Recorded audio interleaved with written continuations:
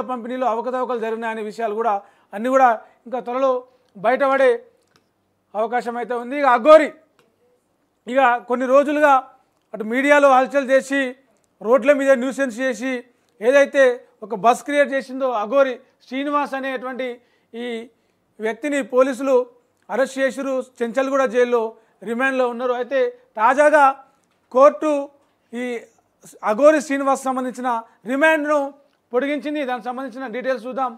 పూజల పేరుతో మహిళను మోసం చేసి భారీగా డబ్బులు వసూలు చేసిందన్న ఆరోపణల నేపథ్యంలో అఘోరి అలియా శ్రీనివాస్ను పోలీసులు అరెస్ట్ చేసిన విషయం తెలిసిందే.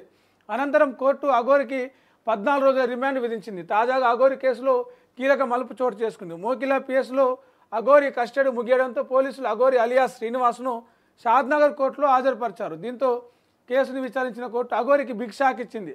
మరో 14 రోజులు రిమాండ్ పొడిగించింది. దీంతో మళ్ళీ అఘోరిని పోలీసులు చెంచల్గూడ జైలుకు తరలిస్తున్నారు. 2 రోజుల పాటు విచారించినట్టు తెలిసింది. దీంతో పోలీసుల విచారణలో అఘోరి చాలా కీలక విషయాలు చెప్పిందంట. ఏందా అంటే అఘోరికి ఆ డబ్బులు ఎక్కడి నుంచి వచ్చినాయి, ఆ కారు ఎక్కడిది, సొంతందా లేకపోతే ఎవరైనా ఇచ్చిరా లేకపోతే కొనుక్కుందా, ఈ డబ్బులు ఎక్కడి నుంచి వస్తున్నాయి, ఆమె ఖర్చులకు అవసరాలకు ఎక్కడి నుంచి వస్తున్నాయి అనే విషయాల్ని ఆరోధించారు.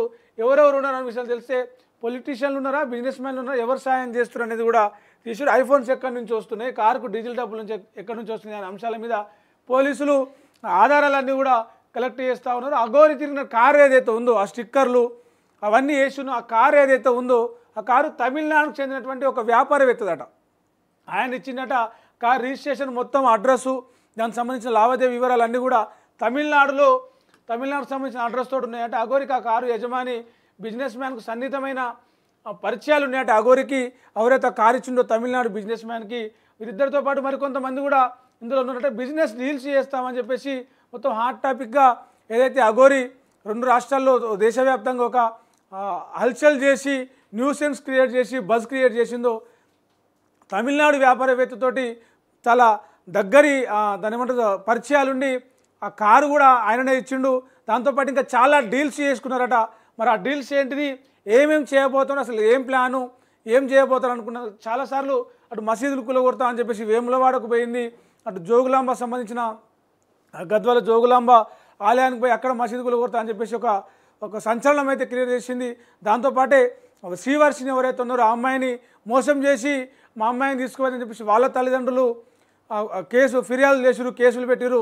ఆ అమ్మాయి కూడా నేను పెళ్లి చేసుకున్నారు ఇద్దరు, నేను అఘోరితోనే ఉంటా అని చెప్పేసి చెప్పింది. ఆ తర్వాత అఘోరి ఏదైతే పోలీసుల అదుపులోకి పోయి జైల్లోకి పోయి రిమాండ్లో ఉన్నారో ఆ తర్వాత ఆ అమ్మాయికి సంబంధించిన తన బాయ్ ఫ్రెండ్తో ఉన్నటువంటి వీడియోలు కూడా బయటకు వచ్చినాయి. మరోవైపు ఇప్పుడు ఇంకా విచారించండి, పూర్తి డీటెయిల్స్ ఏమున్నాయి అన్నీ తీయండి అని చెప్పేసి కోర్టు రిమాండ్ మరో 14 రోజులు రిమాండ్ పొడిగించింది. మరి చూడాలి ఇంకా ఏమేమి విషయాలు బయటపడతాయో అఘోరికి సంబంధించి.